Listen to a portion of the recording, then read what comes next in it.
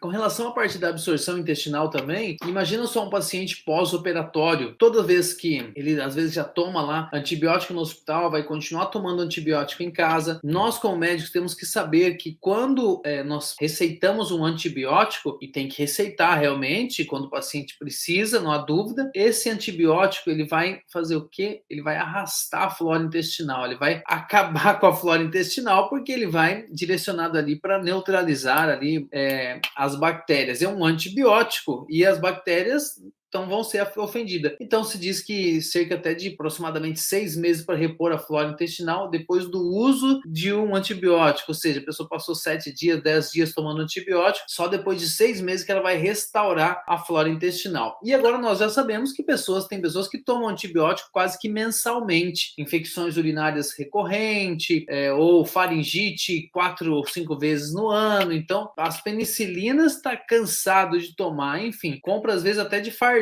não compra porque não pode por receita, mas a ideia é que vocês entenderem que é muito comum essa questão relacionada ao uso do antibiótico. E é importante você saber e ter o zelo pelo seu paciente e orientar ali depois que ele faça uso de um repositor de flora, até desse mesmo, nem precisa ser o manipulado, que dá para a gente manipular com mais cepas, com menos cepas diferentes, mas pode ser ali um desses probióticos que vendem em caixinha mesmo, que já tem os nomes comerciais, né? Depois de 3 dias de término do antibiótico, começa a usar ali os lactobacilos por 10 dias, 6 dias, 5 dias. O que você fizer pelo seu paciente, o intestino dele vai agradecer. Eu sempre, na maioria das vezes, quando receito antibiótico, a maioria das vezes eu acabo prescrevendo, então, um probiótico. A flora intestinal, eu costumo restaurar ela. Outra questão também que é muito interessante para nós, então, melhorar essa absorção num pós-cirúrgico, por exemplo, que o paciente tem que, imagina uma cirurgia de câncer que depois vai passar por uma quimioterapia, o paciente já está um pouco debilitado, então tem que restaurar esse paciente quanto antes. Para isso é interessante um aminoácido chamado glutamina, também